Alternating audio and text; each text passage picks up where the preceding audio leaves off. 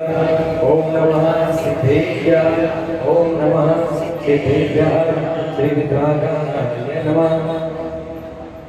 बोले हरिनाम हरिनाथ भगवान की उत्तम जी मामार्दवान जब भाव है सत्य सोच से सत्या को भाव है आपकी हम धर्म दसार है चौकटी दुखते कहानी मुक्ति करतार है। बोले तुम्हारे चौवन तीर्थंकर भगवान की बोले अनेकांत में द्वादश सरस्वती माता की दस लक्ष परिषद परम की। भाई आवाज नॉर्मल कर दो इसको बोले ओ हाँ हाँ चलिए तो आवाज नहीं ओ ओ बड़ा बड़ा ओ बड़ा बड़ा ओम ओम सुनाई दे रहा पीछे तक आपको कुछ रहा सुनाई दे रहा हमने हमारे लिए बोल दी आपको सुनाना है समझ जाना है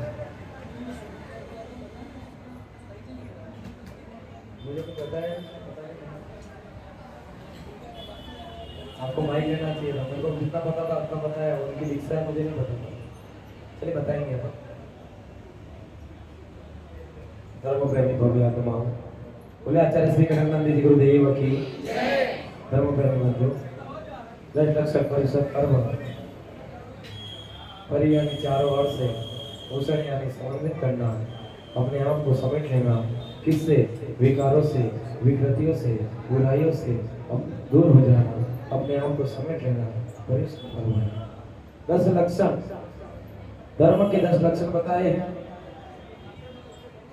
धर्म के 10 अंग हैं उत्तम क्षमा मार्दव आदर सोच ये 4 जो धर्म है जो आत्मा के गुण हैं ये आत्मा में तब प्रकट होते हैं जब आपके क्रोध मान माया लोभ ये चारों कसायों का लोभ होता है ये चारों कसाय शांत होती है ये चारों कसाय दूर होती है और ये कसाय है कहाँ अपने अंदर है हाँ गलत है नहीं है कसाय आपके अंदर नहीं है उत्तम क्षमा मार्दव आदर सोच धर्म आपके अंदर में है आत्मा के अंदर ये मन जो है ना खोपड़ी ये सब बाहर से लेता है और आत्मा गुण अंदर से प्रकट करती है। मन क्योंकि दुर्गुण पर में है बाहर है दुर्गुण कहाँ है बाहर है अंदर नहीं अंदर प्रवेश कब करता है वो भी आत्मा में प्रवेश नहीं कर सकता आत्मा में प्रवेश नहीं कर सकता लेकिन आत्मा के गुणों को प्रकट नहीं होने देता लॉक लगा देता है और आपके कमरे का मंदिर का लॉक था 7:30 बजे तक 8 बजे तक आप अंदर ही नहीं जा पाते ये ऐसे ही लॉक लगा हुआ है ऐसे समझ जाओ कि जैसे लॉक लगा था ये बैठे हैं आत्मा जिसमें बैठे हैं परमात्मा और आप बारी आपका मन बारी भटक रहा है इससे भी सीख लो प्रेरणा लो ये है चिंतन सूरज ये है चिंतन हर द्रव्य से हर वस्तु से उसका स्वरूप समझना है ये है आत्मा इसमें बैठे परमात्मा और बाहर आपका जब तक मन आत्मा के द्वार पर यदि आपने लॉक लगा के रखा है तब तक आप आत्मा का ध्यान नहीं कर सकते और आत्मा का ध्यान नहीं करो तो परमात्मा से मिलन इसलिए कौन से लॉक को खोला तो आप अंदर आए अब उसकी चाबी क्या है ये 10 लक्षण ये मन ने जो ताला लगा दिया है आत्मा के द्वार पर इसको खोलने के लिए इसकी चाबी किसके पास है मन के पास ही है चाबी मन के पास ही है लेकिन मन इधर उधर भटक रहा है अब मन कौन जो चाबी लेके मंदिर की घूम रहा था वो जो इधर उधर चाबी तो किसी के पास होगी लेकिन उसका समय पे दरवाजा और आपने भी अभी तक समय पे दरवाजा नहीं खोलोगे तो अपनी आत्मा का कल्याण होने वाला। आज सुबह हमारे बीच में सुबह भी आए थे सुना है 2 अक्टूबर को दशहरे का दिन है गांधी जयंती भी है, सुप्रकाश माता जी का जन्म जयंती भी है, धर्म उत्सव भी है। और ऐसे पावन अवसर पर दशहरे के शुभ मुहूर्त पर शुभम भैया की शायद सुनील सागर जी गुरुदेव के कर कमलों से दीक्षा होने जा रही है। इसका मतलब ये है कि उन्होंने अपने मन की चाबी से अपनी आत्मा का मंदिर खोल दिया है और उसी आत्मा में परमात्मा विराजमान है।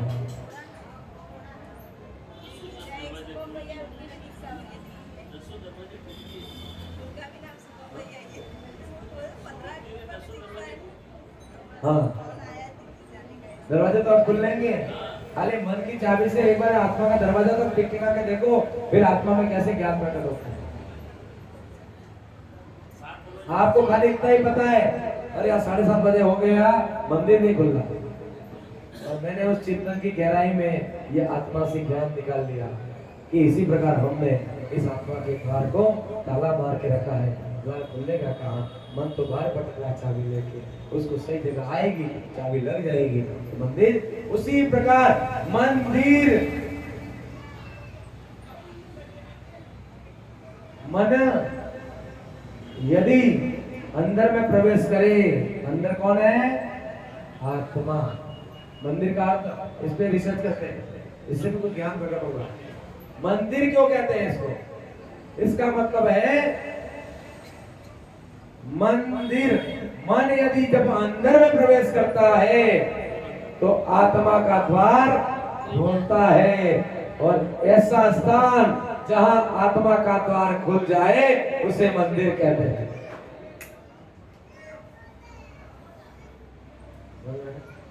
नहीं तो मन तो सारे दूसरे ही द्वार खोलता है, आत्मा का द्वार। और यदि घर पर रहकर भी आप ध्यान कर रहे हो, पूजा कर रहे हो, आराधना कर रहे हो, शांति है, भाई बहन दोनों आपस में प्रेम से रह रहे हैं, माता पिता पुत्र बहू सब प्रेम से रह रहे हैं, शांति से रह रहे हैं, घर में शांति है, सुकून है, तो वो घर मंदिर है। वहां पर मन व्यवहार को भी निभा रहा है और आपको ध्यान भी। घर में संस्कार होने चाहिए, बचपन से बच्चों में संस्कार डालिए। यदि मंदिर दूर है तो घर पे पूजा करिए, पूजा की थाली भी है, द्रव्य भी है, मूर्ति ना मिले, प्रतिमा ना मिले, भगवान का प्रकट है। मां जिनवाणी को रखिए और मां जिनवाणी को लेकर ही, उसका आसरा लेकर श्रद्धा से भक्ति से बच्चों को सिखाइए। ऐसे पूजा करते हैं, ऐसे बहाने नहीं चलेंगे कि मंदिर दूर है। मंदिर दूर है इसका मतलब है कि आप भगवान से भी बहुत दूर हैं। हम क्या करते हैं? बहाने नहीं काम करोगे, नाच न जाने। अब नाचने नहीं आता है तो हम क्या कहते थे? आंगन टेढ़ा है। आप कहते हैं ना मूड नहीं है। अरे आज तक कटलो काम आवेगी तो मंदिर आवा मिलियो। अरे तुमने कौन रोज आ गया? 10 दाड़ा लाना प्रोग्राम था है, जब पंडित जी 10 दाड़ा थाते 10 दाड़ा तुम्हारा टाइम नहीं है तो बस पूर्णिमा दाड़ा तुम्हें देखा वाला नहीं है, मैंने कहा क्या वाला ने अना में तुम्हारा टाइम नहीं है तो बस हम नहीं जाएंगे। 365 दाड़ा 355 दाड़ा बाद फेरी और पल का भरोसा है नहीं। किसने देखा है? कहते हैं पल का भरोसा नहीं है, 1 सेकंड का भरोसा नहीं है। फिर भी आप बहुत सारे घर में ऐसी चीजें हैं जो आपने महीनों और महीनों के लिए समेट के रखी हुई है। जैसे 4 महीना साल है, आचार है, 100 महीना साल है, गौ में नहीं दीदा 1 हथिया 1 साल है। हमारा खुद ना भरोसा नहीं, ना भरोसा है।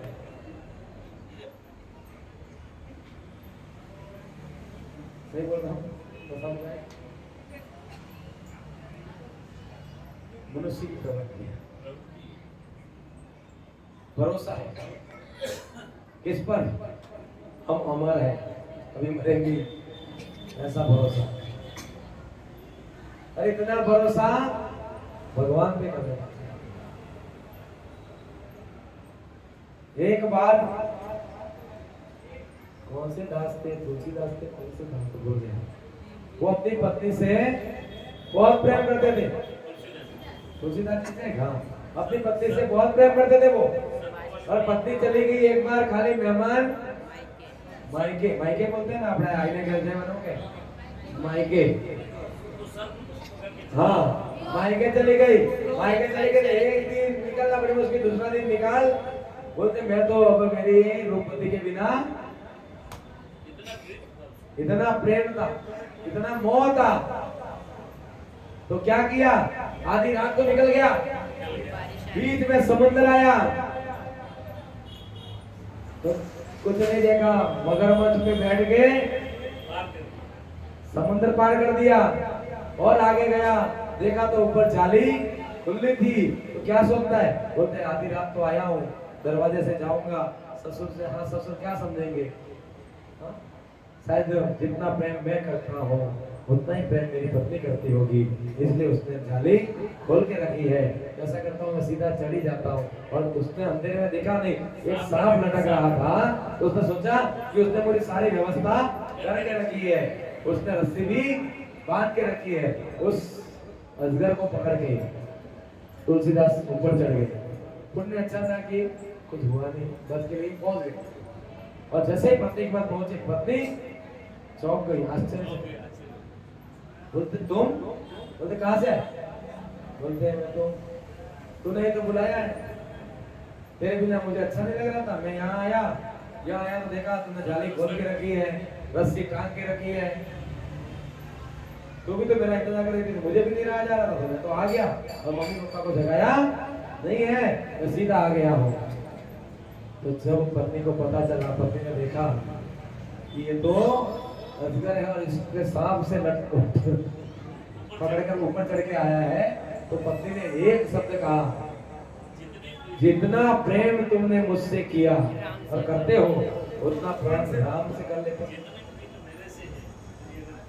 जितना प्रेम मेरे से है, जिसके लिए तुमने ना आधी रात देखी, ना सांप देखा, ना समुद्र देखा, कुछ भी नहीं देखा, उतना ही प्रेम तुमने प्रभु से कर लिया होता, राम से कर लिया होता, तो तुम पार हो जाते, तुम्हें समुद्र पार करके मेरे पास आए। उसी प्रकार समुद्र से पार होने के लिए, संसार में समुद्र पार होने के लिए तुम भगवान के प्रति इतना समर्पण रखते। इतना कहते ही मन में वैराग्य, बोलते जिस पत्नी के लिए मैं समुद्र पार करके आया, जिस पत्नी के लिए मैं आधी रात को आया, जिस पत्नी के लिए मैंने कुछ नहीं देखा, आव ना देखा तावा, सीधा जाले से कूद कर आया, और उस पत्नी को मेरा, ये पत्नी के शब्द सीधे दिल पर लगे और उन्होंने क्या किया, दरबार छोड़ दिया और संत बन गए। और संत बन गए, उन्होंने कई काव्यों की रचना कर दी। तुलसीदास के नाम से आप पढ़ना, कई पाठ्य आते हैं। तो ऐसा ब्रह्म शब्द ऐसे संयोग मिल जाता है, कई गुरु की शरण मिल जाती है, तो ऐसे ज्ञान प्रकट होने लगता है। वैराग्य और विरक्ति के कहीं ना कहीं अंतरंग में हिलोरे रहने लगते हैं। इसलिए मन, इस मन की चाबी से आत्मा का द्वार खोल देना, इस आत्मा के द्वार में ही परमात्मा विराजमान है। उसी प्रकार विराजमान है जिस प्रकार मैंने बताया था, आम की गुठली में, आम के बीज में इस प्रकार आम का पेड़ बनने की क्षमता है। वटवृक्ष का बीज देखा, आम का बीज तो और भी बड़ा है, वटवृक्ष का बीज देखोगे तो राई की देगा, कितना राई, और उसका पेड़ देखा महान विशाल, आम के पेड़ से भी 110 गुना ऐसी शक्ति उस राई जैसे बीज में है। तो समझ जाना आपके अंदर में भी इतनी सारी शक्तियां विद्यमान है। आयु भी ज्यादा, बॉडी भी ज्यादा है ना, चर्बी भी ज्यादा, सब ज्यादा, चटाई भी ज्यादा, चटाई भी होती नहीं होती, बच्चे झूला करके झूलते हैं। हाँ, आज कागबानी में झूले। कहने का तात्पर्य है, अब स्वयं को जानो, स्वयं की शक्ति को पहचानो। मन, शरीर और ये आत्मा भेद को जानो, वेद ज्ञान करो, पर द्रव्य मत उलझो। आज गुरुदेव ने कहा कि तुमको त्यागना है तो क्या त्यागना है? परभाव, जिसे कहते हैं विभाव। क्या त्यागना है? विभाव। ये विभावी परिणाम है जो मन के परिणाम है। कौन? क्रोध, मान, माया, लोभ, राग, द्वेष, इनको त्यागना ही उत्तम त्याग धर्म है।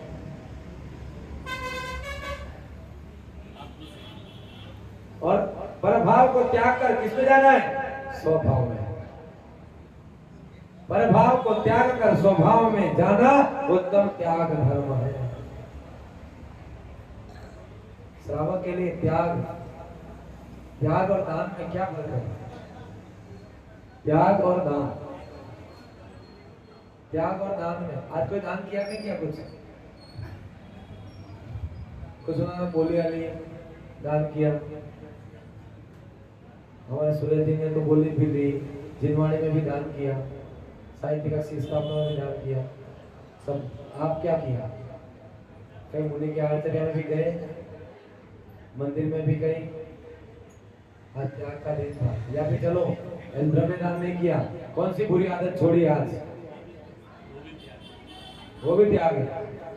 अरे धन ही त्याग नहीं होता, मन से बुरी आदतें त्याग करो, वो भी बड़ा त्याग है, उससे भी बड़ा त्याग है। किसने क्या त्यागा? चाय कौन कौन पीते? हाथ ऊंचा करो ईमानदारी से। चाय कौन कौन पीते हैं? 1 2 3 चाय नसड़ी है।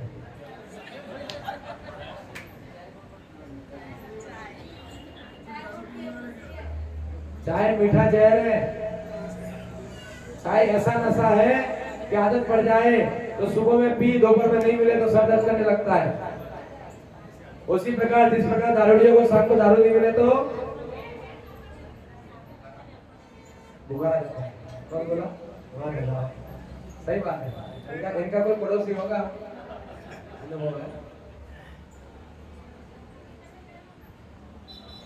तो त्यागो, बुरी आदतों को त्यागो।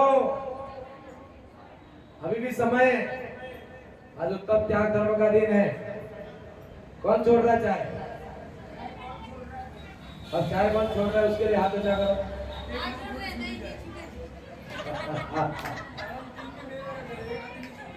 चलिए आधा करते हैं। 2 बार पीते हो तो 1 बार, तो 3 बार पीते हो तो भी, और 2 बार पीते हो तो भी दिन में 1 बार। कौन काम कर सकता है बताओ? हाँ, 1 ही बार, दिन में 1 ही बार। हाँ, कहीं मेहमान गए हो तो छूटे हो। बजो संग त्याग कर रहे हो? बजो संग लोग बेचड़ा दिया है, दूसरे बना भी जमा।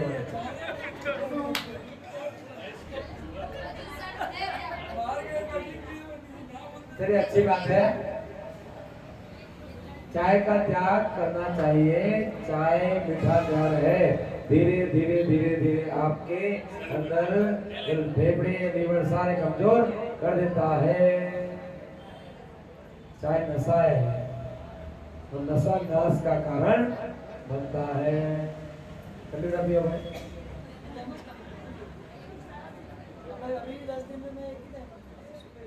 अभी 1 टाइम लेते थे पहले से। हाँ, पहले से भी लगभग में 1 ही टाइम तो छोड़ना पड़ेगा। जो 2-3 बार पीते हैं उनको 1 बार है, जो 1 ही बार पीते हैं उनको तो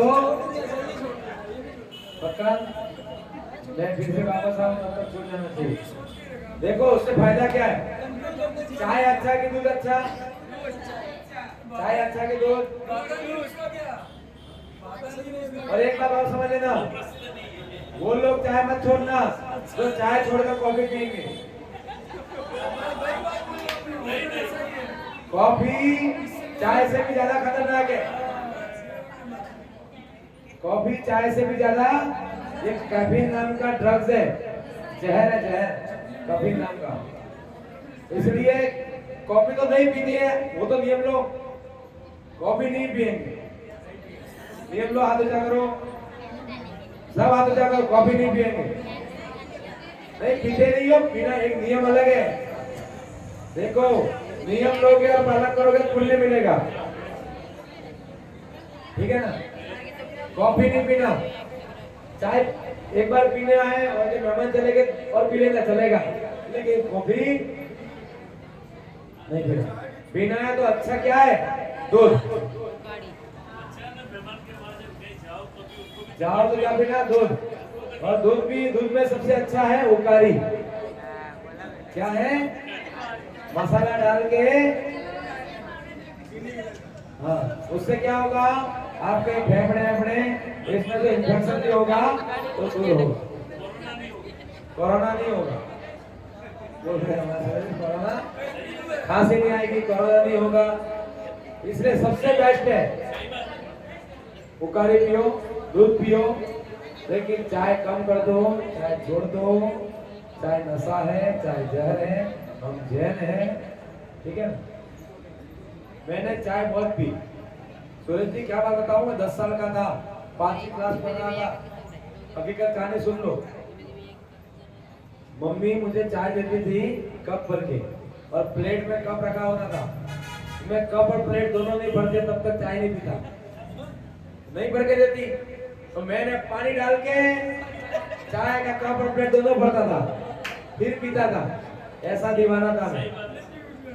और 10 साल का था, ऐसा टेढ़ा हो गया, ऐसा पेट में कीड़े पड़ गए, ऐसे टेढ़ा हो गया, सीधा नहीं चल पा रहा था। हॉस्पिटल लेके गए मुझे, वहां जाके डॉक्टर ने कुछ गोली दी, क्या दी, फिर वॉमिट हुआ, सीधा हो गया। सीधा होने के बाद फिर भी मुझे घर लेके नहीं गए, उदयपुर लेके गए। और उदयपुर जाके डॉक्टर बोला बेटा चाय छोड़नी पड़ेगी।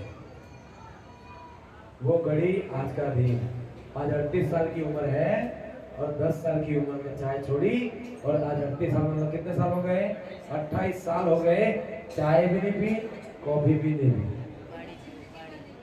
और ना कभी पीऊंगा।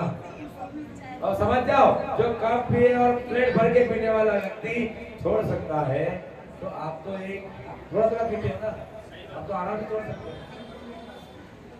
बुरी आदतों का त्याग करो। समझ में आया कि नहीं आया?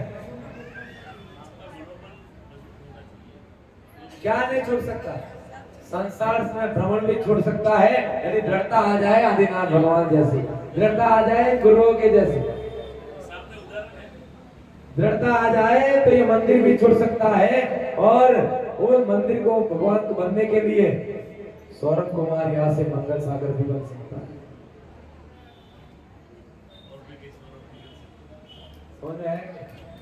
लेकिन मन के अंदर ज्योत जलानी है, बुराइयों का त्याग करना है।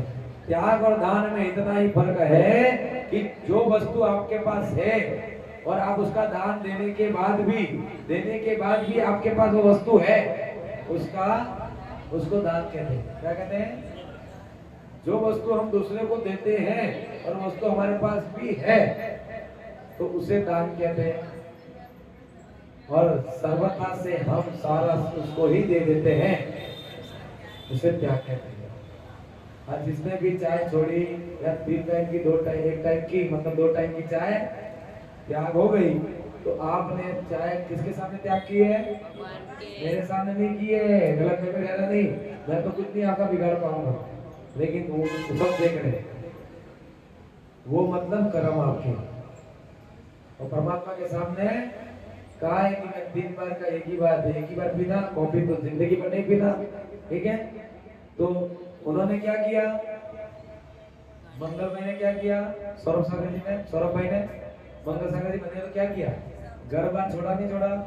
पहले इस मंदिर में बहुत दान दिया होगा, बोलियां ली होंगी, कुछ पात्र दिए होंगे, कुछ द्रव्य दिए होंगे, तो वो उनके पास था और उन्होंने दिया, तो वो था दान।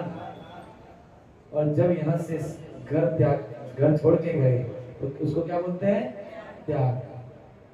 अब उनके पास कोई घर नहीं है ना, उसको बोलते हैं त्याग।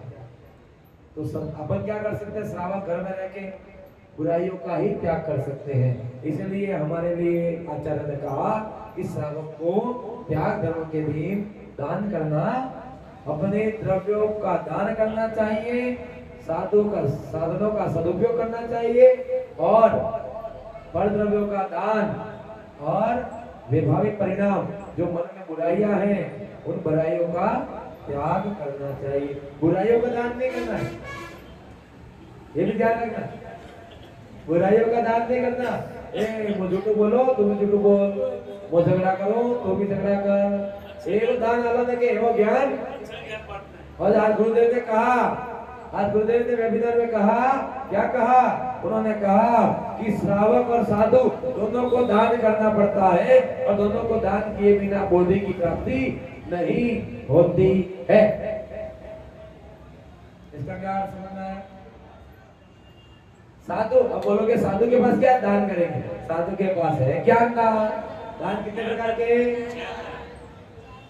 बोलो, पहला आहार दान, दूसरा ज्ञान दान, तीसरा औसत दान, चौथा अभय दान। अभय दान, ठीक है। तो आहार दान कौन करते हैं और ज्ञान दान कौन करते हैं? आप एक समय आहार देते हो, उसके बदले भी वो आपको ज्ञान रूपी अनमोल रत्न देते हैं। आप तो मोल वाली वस्तु देते हो, सब्जी रोटी, समझ आएंगे? मोल वाली चीज देते हो, लेकिन आपको वो अनमोल चीज देते हैं। जो मोल करके दे वो श्रावक और जो अनमोल दे वो साधु होते हैं। समझ आएगा? हम श्रावक है, हम मोल करेंगे। चौका कितने दिन लगाओगे? 4 दिन, 5 दिन, 6 दिन, बस बीजा नहीं हो। लेकिन साधु कोई चौका नहीं भी लगा रहा है, क्या उसको ज्ञान नहीं देंगे? समता भाव रखे, सब पर दया भाव, सब पर करुणा भाव। साधु समता रखते हुए, समता क्या है? समता किसे कहते हैं? सबके प्रति एक ही भाव, पति के प्रति भी, बेटे के प्रति भी एक ही भाव, पड़ोसी के प्रति भी। पड़ोसी ने मारिना को गुड़ीना को एम करे।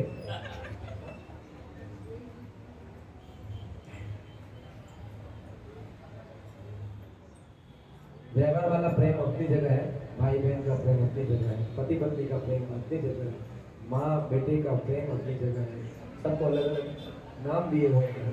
प्रेम, वात्सल्य, स्नेह है कि नहीं?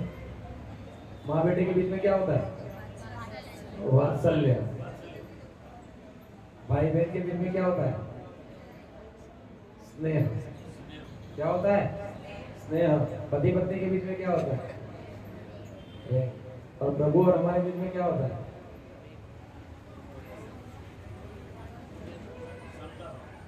समता होती है। अरे भाई, व्यवहार में जैसे पति पत्नी से प्रेम करते एक दूसरे के प्रति समर्पण के भाव आते हैं कि नहीं? मेरा पति सब कुछ, पत्नी कहती मेरा पति कहता मेरा पत्नी सब कुछ। वो भी भगवान से वही लाओ, मैं तेरा तू मेरा। समझ में आ गया? वो गाना सुना ना, मैं तेरा तू मेरी दुनिया से क्या लेना। तो भगवान के सामने गाओ ना, मैं तेरा तू मेरा दुनिया से क्या लेना। इसलिए सच्ची श्रद्धा होनी चाहिए, प्रेम होना चाहिए। तो प्रेम करो, किससे करो? भगवान से करो। पत्नी प्रेम करती है पति से, इसलिए पति को भी परमेश्वर कहा गया। पति को क्या कहा गया? परमेश्वर। व्यवहार में वो आपका परमेश्वर है। क्यों? क्योंकि आपकी सारी जरूरतें कौन पूरा करता है? इच्छाएं कौन पूरा करता है? जो आपकी इच्छाएं पूरा करे वो पति परमेश्वर, और जो आपकी भावनाएं पूरी करे वो परम पिता परमेश्वर।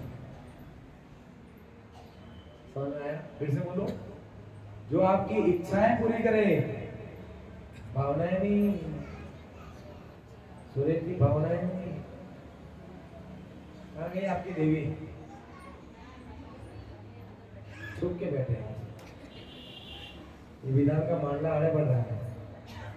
आपकी इच्छाएं पूरी करे तो ये पति परमेश्वर, और आपकी भावनाएं पूरी करे तो ये बैठे हुए हैं परम पिता परमेश्वर।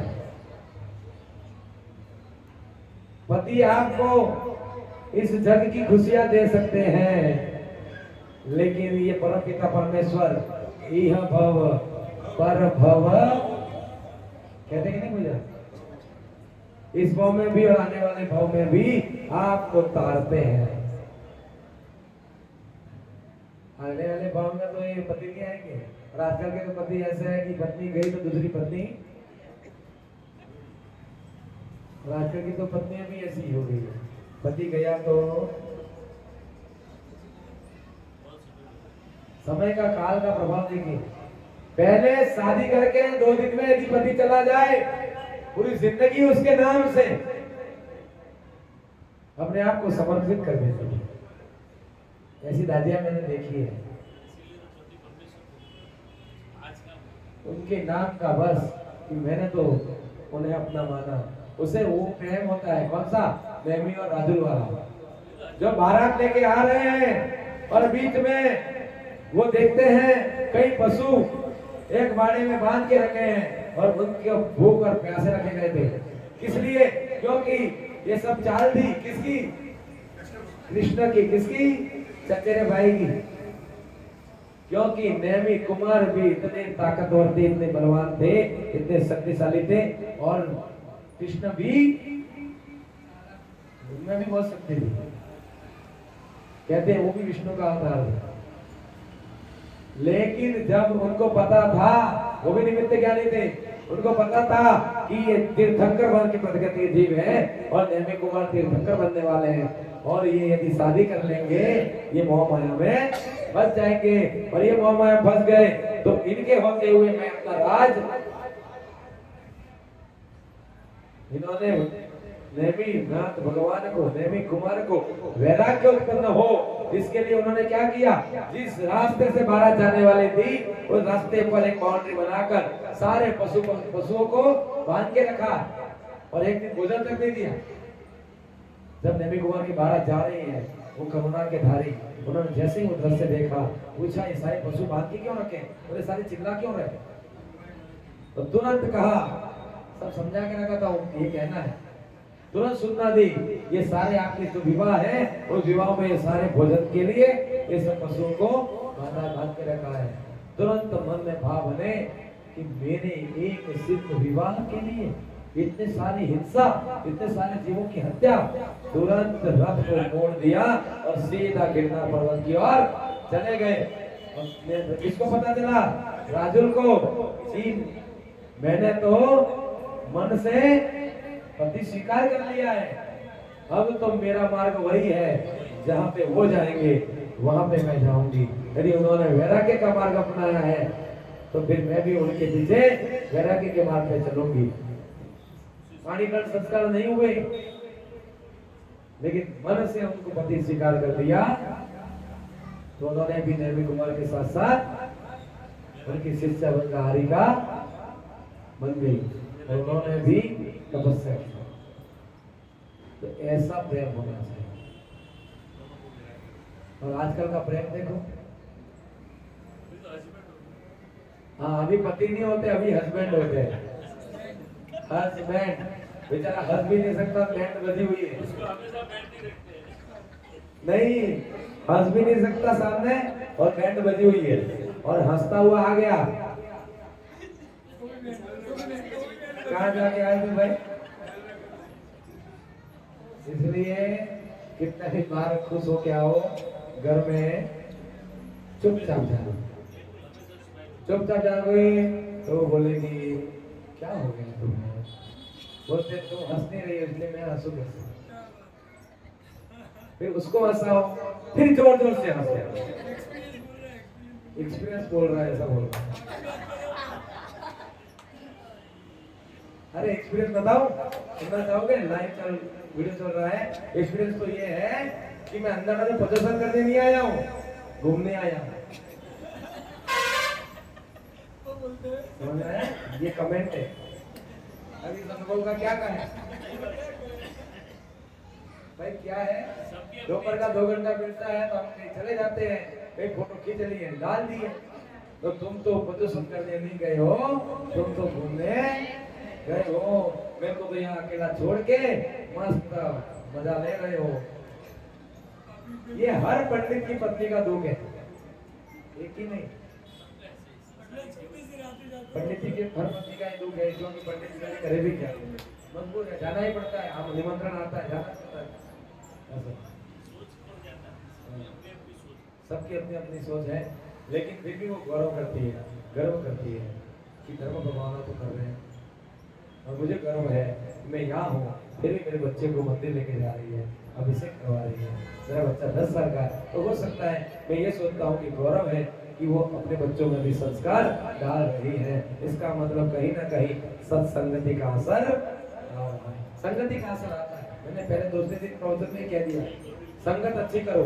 दुर्योधन की संगत करोगे, मंत्रा की शकुनी की संगत करोगे तो दुर्योधन बन जाओगे, मंत्रा की संगत करोगे तो केकई बन जाओगे। हो जाएगा। इसलिए संगत अच्छी करो, कृष्ण की संगत करो, अर्जुन बन जाओगे। हो जाएगा।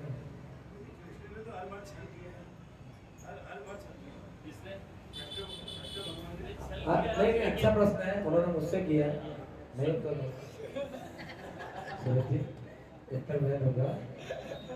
उनको छलिया कहा गया और उसका कारण ये है, अधर्म को अधर्म से ही, उनको तो पहले धर्म का पाठ सिखाया जाता है, बताया जाता है, लेकिन जब वो अधर्म का ही मार्ग अपनाए तो उस समय अधर्म का मार्ग अपनाना धर्म होता है।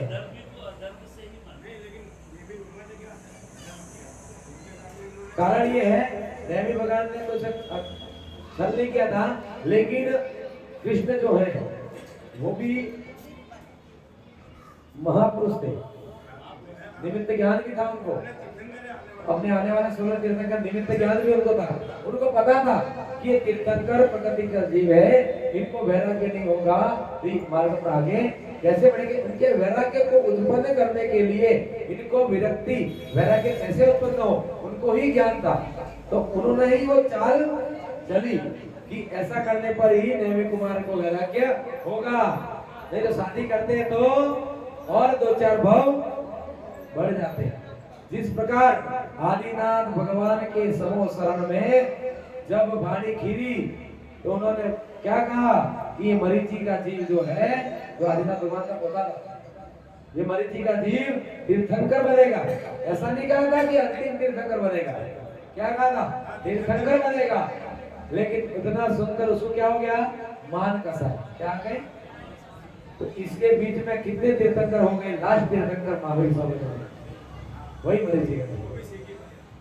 तो इसलिए ज्ञान कोई ना कोई निमित्त बनता है। अब कृष्ण ने कंस को मारा, कुछ मामा ऐसे आ जाते हैं दुष्ट, उसके लिए कृष्ण को जन्म लेना पड़ता है। अब मामे ही ऐसे होते हैं क्या, मामा का नाम बदनाम हो गया, शकुनी मामा, कंस मामा, इधर कटप्पा मामा, पिक्चर में भी बाहुबली को किसने मारा, बहुत प्रश्न उठा था। लास्ट में पिक्चर में देखा तो मामा नहीं मारा था, सुंदर मामा, तारक काका का उल्टा चश्मा देखा, उधर सुंदर मामा, जीजाजी को कौन परेशान करता है, तो सुंदर मामा।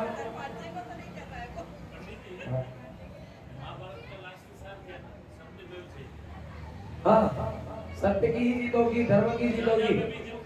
और एक बात और सिद्ध हुई, संख्या नहीं, ध्यान रखना, संख्या नहीं, वहां पे योद्धा ज्यादा किसके पास थे, कृष्ण की सेना किसके पास थी, दुर्योधन के पास थी, कौरवों के पास थी। और कृष्ण नियंत्रण उनके साथ थे। कृष्ण धर्म का प्रतिपादन करने वाले थे, धर्म का संचालन करने वाले थे। क्या हुआ, कृष्ण दोनों के सगे होते थे, वो तो पक्षपात कर नहीं सकते थे, महापुरुष है, पक्षपात तो कर नहीं सकते। अब सोए थे तो शकुनी मामा ने कहा तुम जाओ, नारायणी सेना यदि नारायणी सेना अपने पक्ष में हो जाए तो अपने को कोई हरा नहीं सकता। तो तुम तो जाके वो कृष्ण से नारायणी सेना मांग लो। किसने कहा? शकुनी मामा ने। और इधर अर्जुन, युधिष्ठिर ने क्या कहा? अर्जुन को कहा कि तुम जाओ कृष्ण के पास, उससे सहयोग मांगो कि युद्ध में हमारा पक्ष में है, वो युद्ध करे। तो दोनों चले गए। पहले कौन गया? दुर्योधन। लेकिन जाके कहा बैठा? सेना में। और अर्जुन लेट आया, लेकिन कहा बैठा? चरणों में। अब जैसे आंखें खुली तो सर से पड़े देखे। किसको देखा? जैसे जिसमें पहले दृष्टि पड़ी तो कृष्ण ने कहा, अरे अर्जुन तुम? इतने में दुर्योधन ने बोला, मैं भी इधर ही हूँ। अरे दुर्योधन तुम? बोलते हाँ। फिर उन्होंने बोलते हैं कि हम लोग। फिर उन्होंने पहले प्रश्न अर्जुन से पूछा, बोले अर्जुन क्या आना हुआ? तो दुर्योधन ने बोला पहले मैं आया। लेकिन कृष्ण ने क्या कहा? मेरी दृष्टि पहले। इसलिए पहले अर्जुन आप का आने का मंतव्य क्या है? अर्जुन ने कहा कि युद्ध हो रहा है, उस युद्ध में आप हमारे पक्ष से युद्ध करें। तो कृष्ण ने क्या कहा?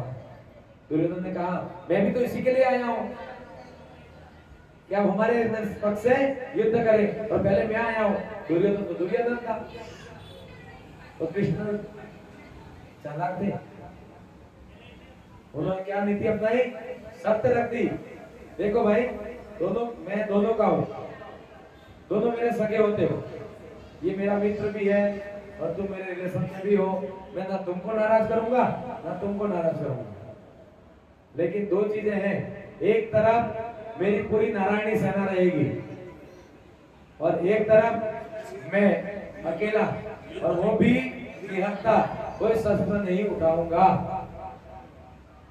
अब अर्जुन पहले आप आए हो, बोलो क्या चाहिए? तो उसने विचार किया, दुर्योधन ने कहीं सेना नहीं मांगी। अर्जुन ने कहा मुझे सेना नहीं चाहिए, मुझे तो आप चाहिए। और आप शस्त्र नहीं उठा तो कोई बात नहीं, आप तो मुझे मेरे सारथी बन जाओ। आपसे अच्छा सारथी, सारथी का मतलब होता है मार्ग दिखाने वाला। क्या होता है? मार्ग दिखाने वाला। आपको सही रास्ता दिखाने वाला मिल जाए तो आपकी मंजिल आपको मिल जाती है। इसलिए अर्जुन का सारथी कृष्ण थे, अर्जुन के साथी भी कृष्ण थे। और नारायणी सेना कौन लेके गया? दुर्योधन। और शकुनी के पास जाता है, शकुनी के पास जाता है। लेकिन उस समय शकुनी को ये थोड़ी पता था कि कृष्ण ऐसे चाल चलेंगे। उन्होंने कहा था कि कृष्ण हमारे पक्ष से युद्ध करे, तुम जाके ये मांगो। ऐसा किसने कहा था? शकुनी ने। क्या कहा था? कि कृष्ण हमारे पक्ष से युद्ध करे, ये मांग थी। मामा ने तो ऐसा सिखाया था, लेकिन कृष्ण ने दोनों को अलग अलग कर दिया।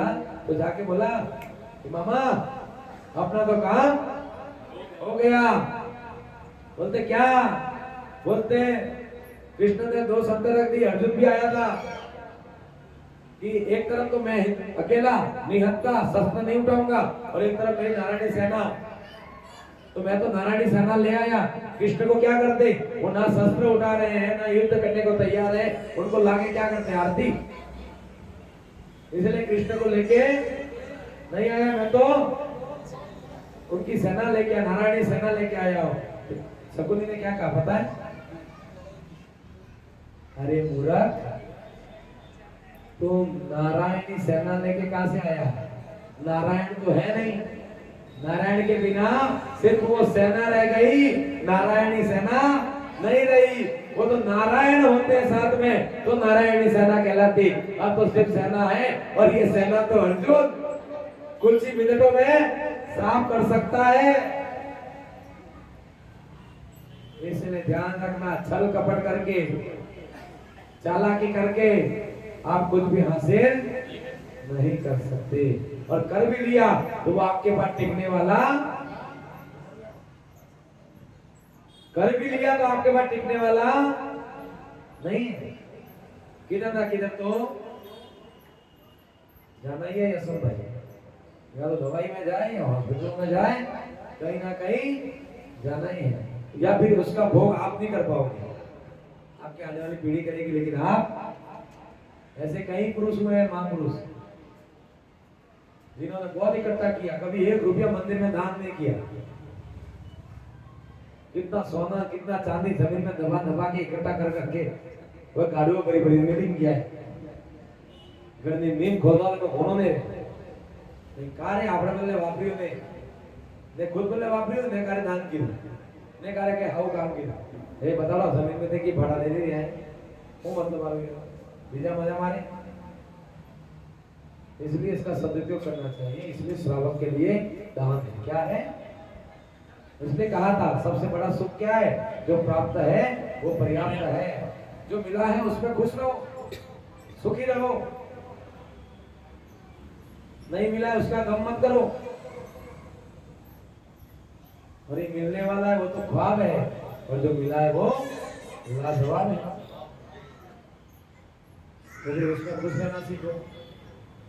नहीं मिला तो टेंशन नहीं थी, मिल गया अच्छा लगा, चिंता की बात नहीं मिला तो नहीं मिला।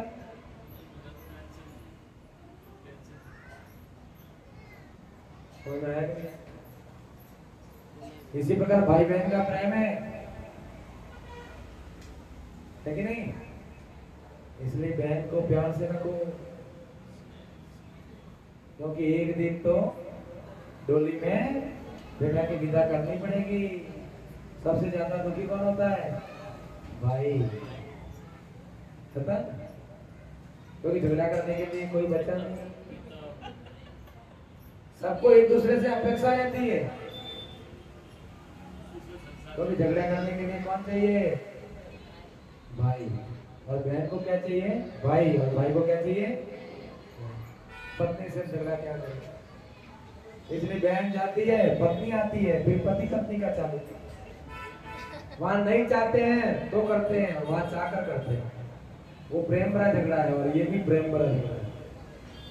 लेकिन झगड़ा हो, लेकिन प्रेम ज्यादा होना चाहिए। और जहां होता है दिन को झगड़ो, शाम को मिल जाना, पूरे दिन झगड़ा करो, झगड़ा करने का नहीं है। शाम की 7 बजे झगड़ा बंद, मैं तो करता हूँ,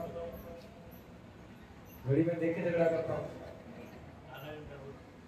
ईमानदारी से बोल रहा हूँ। दिन की 12 बजी है तो जैसा देती है वैसा देता हूँ। 5 बजी है, खाने का टाइम हो गया, बोली सुन लेता हूँ, खाने का टाइम है, खाने के बाद।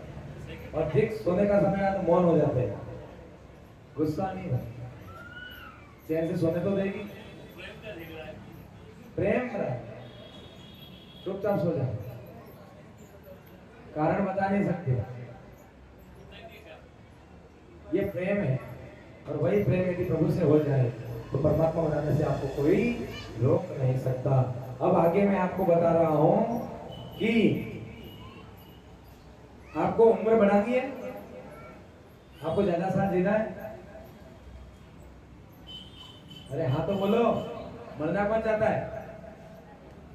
देखो अभी अच्छी बात बोल रहे तब भी इनको ना, और अभी थोड़ा सर्दी जुकाम हो जाए, खांसी हो जाए, डॉक्टर के पास जाएंगे। कहा है कि भोजन आधा पेट कर, दुगुना पानी पी।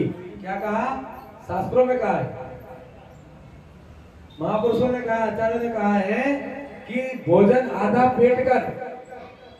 राहुल भाई, आपने अपनी बॉडी संभाल के रखी है, इसका मतलब आप बराबर खाना जितना खाना है उससे भी कम खा रहे हो, और बाकी कम खा रहे हो। शादी हो गई है, कम खा रहे हो, ये देखो खुश हो रहे हैं, वाह, हाँ अब लग रहा है। राधे पूछे पता पंडित जी हो गई है, वाह पता तो हमसे आ रहे। सुनिए, उम्र बढ़ानी है और बीमारियां कम करनी है तो क्या करना है, भोजन आधा पेट कर, दुगुना पानी पी।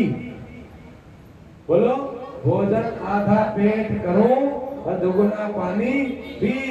तिगुना श्रम, चौगुनी हंसी, वर्ष 125 जी। 125 साल जीने का सूत्र है। नहीं जी वो है वापस भोजन आधा पेट, समझा देता हूँ, भोजन आधा पेट करो, जितनी भूख है उससे कम करो, और पूरे दिन में पानी पियो। डॉक्टर भी कहते हैं कम से कम 5-10 लीटर पानी आपको रोज पीना चाहिए, और जितना पानी पियोगे उतना इस शरीर में कचरा बाहर जाता रहेगा। आपके लीवर, आपकी किडनी, ये सब साफ रहेंगे, बीमार नहीं होंगे, ध्यान रखना, पथरी भी नहीं होगी। और आगे लिखा दोगुना पानी पी, पानी जितना पी रहे हो उससे दोगुना पियो, और तिगुना श्रम, जो हमने पूरा बंद कर दिया उससे ज्यादा मेहनत करो। खाना आधा, पानी उसका दोगुना, और श्रम उसका तिगुना, मेहनत करो। पहले के लोग क्या करते थे, सुबह उठते और 5-6 बजते ही बैल और ये लेके, हल लेके खेतों में चले जाते थे। फसल यदि कटती थी तो लेके जाते थे, और गुड़, घी और रोटी उनका भोजन हुआ करता था, सब्जियां नहीं, गुड़, घी और रोटी। हंसी बात कह रहा हूँ सूरज भाई, गुड़, घी और रोटी सही है गलत है? खेतों में जाता सार बाड़वा बहुत काटिए ना, गुड़, घी और रोटी खाई खाई, गुड़ और रोटी तुम्हें गिने ना कौन देगी, गिने ना के तो अड्डो काटा है, गिना क्यों तो दबन फेरी नरडावरा हमारा मारी पड़ जातो, कहता नहीं खाए हैं देखा सोरो होशियार है, कहता नहीं पर खाए। द्विगुना श्रम, आज श्रम हमने कम कर दिया।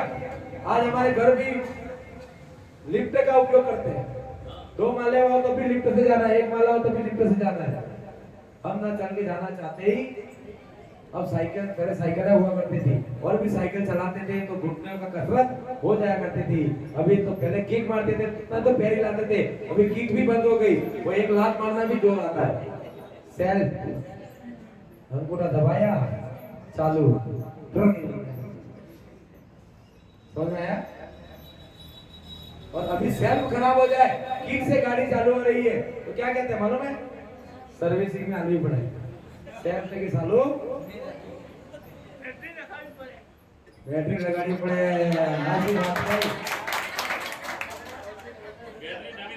बैटरी लगानी पड़े। एक हमारे गाड़ी आती है बड़गामलों से, एकदम बड़गामलों एकदम नापाबे हमने बैटरी लगानी पड़े। इसलिए यदि मेहनत करोगे तो बैटरी लगाने की आवश्यकता नहीं है, जड़ी यही है। आज देखो पहले लोग साइकिल चलाते थे, पैदल चलते थे, तो उन्हें कहीं जिम जाने की जरूरत, आज लोग कार में घूम रहे हैं और साइकिल चलाने के लिए जिम जा रहे हैं, कोई पैसा देंगे है ना? हाँ, साइकिल जिम जा रहे हैं साइकिल चलाने के लिए, और बाकी कहीं जाना है काम के लिए तो गाड़ी के बिना नहीं जा सकते। और आजकल तो स्थिति ऐसी हो गई है कि यदि साइकिल लेके कोई निकल गया तो उसको ऐसी नजरों से देखते हैं कि इन्हें पर बाइक लेवाना पैसा भी नहीं है, साइकिल चलाने के बाद। अरे ये हादसा मेरे साथ हो गया, मेरे थोड़े से पैर दर्द करने लगे, मैंने भाई को बोला मैं नई साइकिल लाऊं, क्योंकि मैं बचपन में बहुत साइकिल चलाता, मेरे घर के आंगन से सीधा साइकिल पे गांव में जाता, वापस बैठा, साइकिल नीचे तो पैर रखता ही नहीं था, अंदर काटिया बराबर था। ये पंडित आई करीब 100 घंटा बैंक पौड़ हवाई गया। एक दिन भाई को मैंने बोला भाई मुझे साइकिल लानी है, जबकि घर में बाइक है, साइकिल लानी है। बोलता है 1 दिन के 2 दिन के शौक के लिए साइकिल का भूत चढ़ा है तो 1-2 दिन नहीं चलाएगा, और फिर इधर फेंक रखेगा, साइकिल नहीं लाने दिया। और फिर बाद में थोड़े दिन के बाद बोला कि भाई बाइक पुरानी हो गई है, नहीं लेनी है, तो लाख रुपए की बाइक लाने के लिए मुझे हाँ बोल दिया, और 5000 के साइकिल के लिए मुझे ना बोल दिया। अब सोच लीजिए, आज की हमारी सोच ही नहीं है कि हम थोड़ी भी मेहनत करें, और होती भी नहीं है। सही बोलो तो होती भी नहीं है। आज विचार कर रहे हैं शिखर जी जाना है, वंदना हो पाएगी नहीं हो पाएगी पता नहीं, चल के हो पाएगी तो कब चढ़ेंगे और कब उतरेंगे 12-24 घंटा। जी 2012 में गया था, उस दिन तो 6 दिन रहा और 5 वंदना की। 6 दिन में कंटिन्यू 5 वंदना, और सुबह 3-4 बजे निकलते थे, और पहले दिन 1 बजे आए, बाकी तो 11:30-12 बजे आ जाते थे। वो दिन था। लेकिन अब जाएंगे पता चलेगा, परीक्षा होगी कि हमने कितनी मेहनत की है और हमारी मेहनत क्या रंग लाने वाली है, कितना प्रमाद किया है, कितना आलस्यता की है, कितना इस शरीर को हमने बिगाड़ा है। ध्यान रखना, हमने प्रमाद करके, आलस्यता करके सिर्फ हमने अपने आप को नहीं, अपनी औलाद को भी बिगाड़ा है। आपके बच्चों को आप ना खाना बनाने देते हो, ना पोछा नहीं करने देते हो, ना झाड़ू निकालने देते हो। इसका परिणाम क्या होता है? समझ आई हो? और तुम्हारे बहू आती है, उसमें उसको भी मत निकालने दो। वे तो बराबर के झाड़ू काट दे, पोछो कर दे। मैं खुद की बेटी बोल रहे, हमारी बेटी ने नौकरी करे और बहू नौकरी करती है, तो अपना वो कमी है। इसलिए बेटी को संस्कार दो, बेटे को भी संस्कार दो, घर का सारा काम सिखाओ, भूखा नहीं मरेगा। मेरी मम्मी कहती थी, उसमें मैं छोटा था, मैं रोटी बनाना सीख गया। आज सब बनाते हैं, अभी कोई कुछ नहीं हो घर पे तो भूखे तो नहीं मरेंगे। और ऐसा खाना बना के खिलाएंगे, आप ही विचार करो। रोटी तो मैं ऐसी गोल बनाता हूँ और पूरी पूरी फूलेगी, ऐसी रोटी बनाता हूँ। मेरे घर पे आना, जब भी मुंबई आओ मेरा नंबर रखना, नहीं हो तो यूट्यूब पे सर्च मारना, पंडित कीर्ति कुमार, नंबर भी आएगा, सीधा कांटेक्ट होगा, और वहाँ आना। आपके रहने की व्यवस्था, आपके भोजन की व्यवस्था, आपको कोई मुंबई में घूमना है, कोई बताना है, तो हम आपके लिए समर्पित है, क्योंकि अंदावन हमारे लिए समर्पित है, तो मुंबई में हम आपके लिए समर्पित होंगे। ध्यान रखना, आप हमें समय दे रहे हो, हम आपको भी समय देंगे। आके तो देखो, और हम हमारे हाथ की रोटी बना के खिलाएंगे, है ना? सबकी शुरुआत आओ तो पक्का आना। सुदामा के घर अवश्य आना।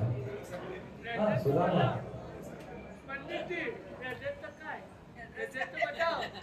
सुदामा जैसा प्यार है और कृष्ण जैसा ज्ञान। सुदामा जैसा प्यार है और कृष्ण जैसा ज्ञान। ठीक है ना? आप यदि मेरे घर आओगे, बहुत मिलेगा बहुमान। ठीक है, घर छोड़ूंगा इसके बाद तो फिर आपके घर आऊंगा ऐसे करके। ठीक है, अब आपको क्या कहा? 3 गुना श्रम करना है, चौगुनी हंसी। हंसना है, क्या करना है? हंसो, हमेशा मुस्कुराते रहो, खुश रहो। हंसने का मतलब किसी और पे हंसना नहीं, निंदा करके नहीं, अपने आप में मस्त रहो। हंसने के लिए घर पे हंसे कैसे? उसके लिए कोचिंग होती है, बड़े बड़े यहाँ पे सेंटर है, जिनको हंसना नहीं आता, हंस ही नहीं सकते। अरे जो फंस गए वो हंसे कैसे? अभी हंस रहे देखो। अरे सच्ची बात है, ये फंसा का है यार। हंसना जरूरी है ना। अच्छा है, समझ में आ रहा है। हाँ, अभी कुछ बोलता है। हंसना बहुत जरूरी है जिंदगी के लिए, हंसी। इसलिए मैं आपको बीच बीच में हंसाता हूँ, और हंसते हुए आपके दांत बहुत अच्छे लगते हैं, बहुत अच्छे लगते हैं आपके दांत जब मुझे दिखते हैं ना, ऐसा लगता है कि आप प्रसन्न हो, मुस्कुरा रहे, बहुत अच्छा लगता है। और क्या कहा?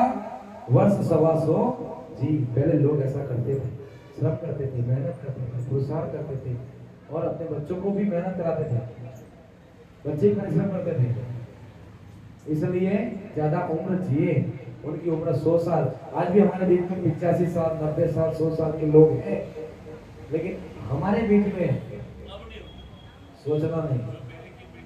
सुरेश जी और यशवंत जी ये जा सकते हैं 80-90 तक, लेकिन अपना तो 70-80 हो जाए भगवान, तो बहुत ज्यादा हो जाएगा एडवांस। वैसे तो मेरी उम्र 83 साल 5 महीना है। मेरे को सपना आया था, मेरे को सपना आया था 83 साल 5वां महीना मेरी मृत्यु का कारण बनेगा। साढ़े 16 साल को प्लस कर दोगे। लेकिन इतना मैं नहीं जीऊंगा, मुझे पता है, और इतना मुझे जीना भी, क्योंकि मुझे 50 या 55 में तो दीक्षा लेके समाधि लेनी है। हाँ ना, गोलभराई करवा हाथ दो। अभी भी शुभम भैया की दीक्षा है, एक दिन कार्यक्रम रखना, ये दीक्षा हो पूरा समाज का एक साथ रखना और आनंद से यहाँ गोलभराई कराना, गोलभराई का कार्यक्रम करना। सूरज जी, यशवंत जी, ठीक है। शुभम भैया की दीक्षा है और यदि गुजरात में ही है तो अपने समाज का गौरव है। हाँ, यहीं पे डिक्लेयर हो जाए, जैसे डिक्लेयर हो जाए तो यहाँ पे गोलभराई कराना मंदिर में बुलाकर, क्योंकि अपने समाज का गौरव है और हर साधु बनने वाला अपने समाज का अनमोल रत्न है, इस मानकर उनको करना है। समय क्या हुआ है? 10:15 हो गई है। तो आपने आज तो भजन ज्यादा सुन लिए, उसमें भी बहुत ज्ञान था। अभी जो बात कही उसको भी समझ लेना, जिज्ञासा अवश्य रखिए।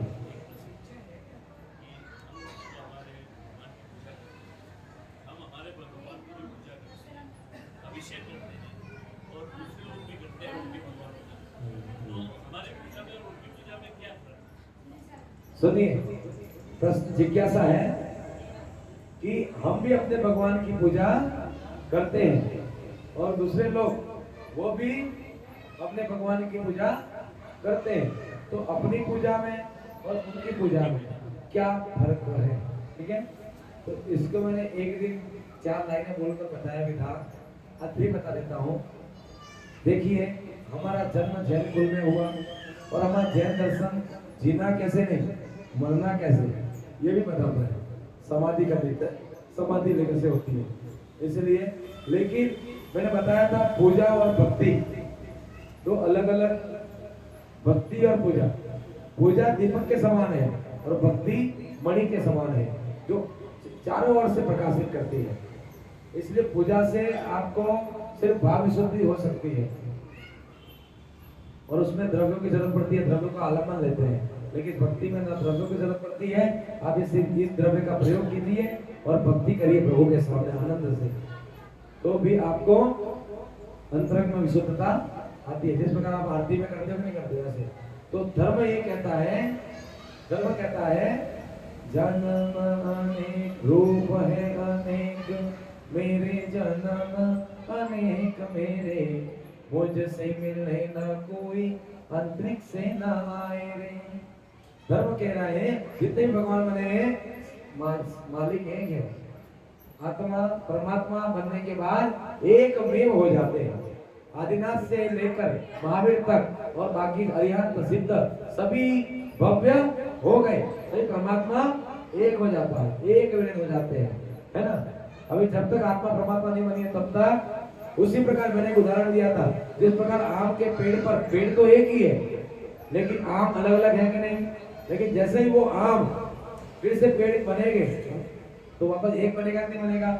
उसी प्रकार परमात्मा बनने के बाद हम एक ही जगह सिद्धालय में जाकर वास करते हैं तो एक बन जाते हैं, तो परमात्मा एक है। हम परमात्मा बनेंगे, हम परमात्मा में लीन हो जाएंगे। तो इसीने कहा मेरे रूप अनेक अनेक है, जन्म अनेक है। महावीर ने जन्म लिया, आदिनाथ ने जन्म लिया, राम ने लिया, कृष्ण ने लिया। अब मुसलमानों का धर्म देखे तो मोहम्मद ने, पैगंबर ने लिया, समझ आ रहा है? कृष्ण ने लिया, सबने जन्म लिया। तो मेरे रूप अलग अलग है, जन्म अलग अलग है। और आगे क्या कहा सुनिए, ये जीवन में उतारने लायक है। रूप है अनेक मेरे जन्म अनेक मेरे, मुझसे मिले न कोई, अंतरिक्ष से न आए रे। इसका मतलब है कोई भगवान ऊपर से बनकर जो जैसा भाव लिए भजता है, मुझको वो बदले में वही भाव मुझसे पाए रे। कल अपन देख रहे थे चमक चमक छोरी देख रहे थे, उनका सुन रहे थे। अब उनके भक्ति करने का तरीका वो है तो उनको और भाव भटकना है, क्योंकि अभी तक उनको वो ज्ञान प्राप्त नहीं हुआ है। लेकिन उनकी भावना यदि भगवान से जुड़ी हुई है अब उन सब में सारे लोगों के अंदर वासना प्रकट नहीं होती। कुछ लोग जो भगवान की भक्ति को समझ रहे हैं, जो स्वयं को समझ रहे हैं, भगवान की प्रभुता को समझ रहे हैं और प्रभुता के सामने नतमस्तक हो रहे हैं, तो उनकी वो भक्ति क्या आगे पार आएगी बताता हूँ। जो जैसा भाव ले बजता है मुझको, बदले में वही भाव मुझसे ही पाए। पूजा आराधना करे जो जिस रूप में, दर्शन मेरा उसी रूप में पाए रे।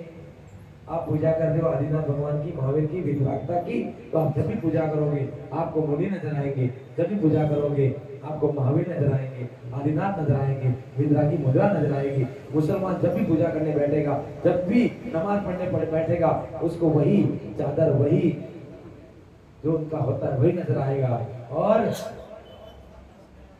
हिंदू पूजा करने बैठेगा, उनको वही विष्णु, वही ब्रह्मा, वही राम, वही कृष्ण नजर आएंगे। समझ आया? अपने को राम मुनि अवस्था में भगवान वितरागी नजर आते हैं और मुनि को वही राम धनुष हाथ में धनुष बाण लिए हुए वो नजर आ रहे हैं। हमें कृष्ण वही भविष्य के 16 तीर्थंकर निर्मल नाम के नजर आ रहे हैं और उनको वही बांसुरी बजाने वाला, वही छलिया, वही माखन चोर, वही कृष्ण, वही नंदलाल, वही गोपाल, उनको भगवान उस प्रकार से नजर आ रहे हैं। तो जिस प्रकार आप भगवान की भक्ति कर रहे हो, जिस प्रकार याद कर रहे हो, भगवान तुम्हें उस दृष्टि से नजर आ रहे हैं। इसलिए कहा पूजा आराधना करे जो जिस रूप में, दर्शन मेरा उसी रूप में पाए रे। और सारा सार आपके प्रश्न का उत्तर, नदियों का नीर जैसे सिंधु में समाए जैसे, अंततः मेरा भक्त मुझ में समाए। जिस प्रकार नाले का पानी है, नदी का पानी है, बारिश का पानी है, यदि वो श्रद्धा से, समर्पण से ऊपर से नीचे की ओर बहता है कि नहीं, कि नीचे से ऊपर की ओर? ऊपर से समर्पण का मतलब है अपने आप को छोटा करो, सरल करो, शून्य की ओर लेके जाओ। 1 2 3 4 नहीं, 4 3 2 1 शून्य। अपने आप को शून्य कर दो विकारों से, विकृतियों से, तभी जाकर आप हल्के हो जाओगे। और जैसे हल्के होंगे तो सिद्धालय की ओर आपका विहार हो जाएगा। और जिस प्रकार सारी नदियों का जल जाकर सागर में मिल जाता है और एक रूप हो जाता है, इसी प्रकार सभी मत मतांतरों के भक्त यदि सच्ची श्रद्धा से, सच्ची भक्ति से अपने अंतरंग भाव प्रकट करेंगे और अंतरंग भावों से, जिस प्रकार मीरा ने भक्ति की थी, जिस प्रकार सबरी ने भक्ति की थी, जिस प्रकार चंदनमाला ने भक्ति की थी, जिस प्रकार सुदर्शन सेठ ने भक्ति की थी, जिस प्रकार अंजन चोर ने भक्ति की थी, उस प्रकार यदि आप भक्ति करोगे श्रद्धा से, समर्पण से, जिस प्रकार हनुमान ने भक्ति की थी, उस प्रकार यदि श्रद्धा, समर्पण और भक्ति भाव से यदि पूजा आराधना करोगे, आप किसकी भी करो, वो भक्ति आपको, भक्त को भगवान बना देती है। ये लाइन मैंने पहले दी इसलिए कही क्योंकि इससे ज्यादा सच्चाई कुछ है ही नहीं। संतुष्टि हुई? बिना भावों के कुछ होने वाला, गुरुदेव कहते हैं आप सोने चांदी के बर्तन, सोने चांदी के लौंग, सोने चांदी के ही सारे द्रव्य लाकर भगवान के सामने चढ़ाओ, लेकिन यदि आपके भाव ऐसे निर्मल नहीं हो, भाव अच्छे नहीं हो, तो उन सोने चांदी का कोई मोल भगवान के सामने। गुरुदेव ने एक बार प्रश्न पूछ लिया कि एक तरफ से साधु आ रहे हैं और एक तरफ से चक्रवर्ती आ रहा है, 6 खंड का अधिपति चक्रवर्ती वो आ रहा है हाथी पे बैठ के, और एक तरफ नग्न दिगंबर वेशभूषा में, हाथ में पीछी और कमंडल, और दिगंबर मुद्रा मुनि आ रहे हैं। बताओ वैभव किसका ज्यादा है? किसका ज्यादा है? अरे वो चक्रवर्ती भी हाथी से उतरेगा और दिगंबर मुनि के चरणों में नतमस्तक होगा, तो समझ जाओ। अभी हम कलिकाल में भी देख रहे हैं प्रधानमंत्री, राष्ट्रपति भी आकर हमारे दिगंबर मुनि के चरण छू रहे हैं, उनका आशीर्वाद दे रहे हैं। ये तो समझ लीजिए कितना वैभव है।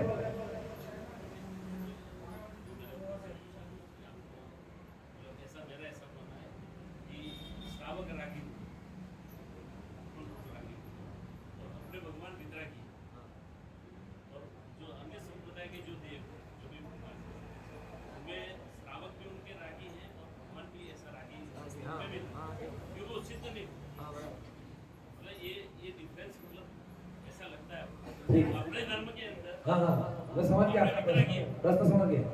तो वो भगवान कैसे बनेंगे? भगवान तो वितरागी होंगे वही बनेंगे, यही कह रहा है ना आपका। सुनिए,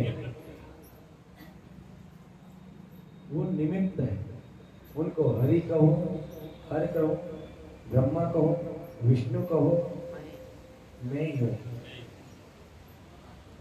बुद्ध वीर जिन हरि हर ब्रह्मा या उसको स्वाधीन कहो। मेरी भावना की लाइन, मेरे देव कौन है? मेरे देव हैं जो वितरागी हैं, जो हितोपदेशी हैं और जो बोलिए सर्वज्ञ हैं, जो सबको जानने वाले हैं, वो मेरे देव हैं। लेकिन जिनकी किसी की श्रद्धा एक पत्थर से भी जुड़ जाए, लेकिन यदि उससे जुड़कर भी यदि भाव निर्मल बन जाए तो उस भाव से वो पत्थर पत्थर नहीं बने। अभी एक उदाहरण बता रहा हूँ आपको समझाने के लिए। सुनील सागर जी के शिष्य है अनेक, लेकिन सुनील सागर जी से भी ज्यादा तपस्वी है। तो ऐसा नियम वहां पर नहीं है, यहाँ पर है कि उनकी गुरु परंपरा से उनके संस्कार आचार्य पदवी पट्टाचार्य उनको पद मिला, लेकिन मोक्ष के लिए ऐसा कोई नियम नहीं है कि सुनील सागर जी पट्टाचार्य है उनको पहले मोक्ष मिले इसके बाद उनको मिले, ऐसा कोई नियम। गुरुदेव कहते हैं वहां पर कोई भेदभाव नहीं होता है। वहां पर श्री मुनि जैसे कुछ भी का ज्ञान नहीं रखने वाले, सिर्फ तीर्थुष मात्र का ज्ञान होने से, छिलका और दाना अलग अलग है ऐसा ज्ञान होने से, आत्मा और शरीर अलग अलग है ऐसा ज्ञान होने से अंतरंग में केवल ज्ञान प्रकट हो जाता है। तो फिर इसलिए जो भक्त सच्ची भक्ति से समर्पित कर देता है, सांसारिक सुखों से निवृत्त हो जाता है, वो रागी उनके हाथ में शस्त्र, ऊपर शरीर में वस्त्र, इसलिए उस दृष्टि से अपन देख रहे हैं। लेकिन उनका भक्त सारे संसार के सारे सुखों को छोड़ देता है, वो ऊपर से भले वस्त्र हो लेकिन मन से दिगंबर हो जाता है, तो उसको वो पद मिलने में देरी नहीं होती है। यदि आपके अंतरंग में ये सारे व्रत नियम पालन करने लग जाओ, ये ऊपर के वस्त्र भले हो लेकिन अंदर से तो आप दिगंबर बन जाओगे। इसलिए सिर्फ तन से दिगंबर होना मोक्ष का कारण नहीं है, मन से भी दिगंबर होना पड़ेगा। यदि तन से दिगंबर है, सिद्ध भगवान को निकम्मा किसको कहा पता है? निकम्मा अपने में तो क्या कहते, गाली समझते ना, वो कहते निकम्मा एक नंबर नो। अरे मैं जो निकम्मा होना है, निकम्मा मेरे सिद्ध प्रभु को कहा गया है। किसको कहा है? निकम्मा जो सारे कर्मों से मुक्त हो गया, वो होता है निकम्मा। तो यदि आप मुझे निकम्मा कहो तो मेरा अहोभाग्य कि आपने मेरे लिए सिद्ध, मुझे सिद्ध कह के आप बुला रहे हो। निकम्मा मेरा भगवान है, सिद्ध है। कौन है? आचार्य नहीं कहते, हम भी एक बार पागल हो गए। गुरुदेव इसको तो हम अपशब्द समझते हैं।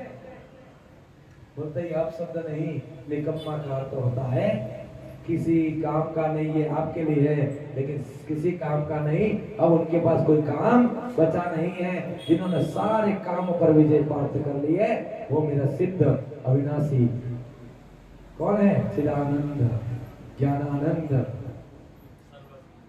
कौन है? सिद्ध रूप है ना। तो निकम्मा बनना है, क्या बनना है?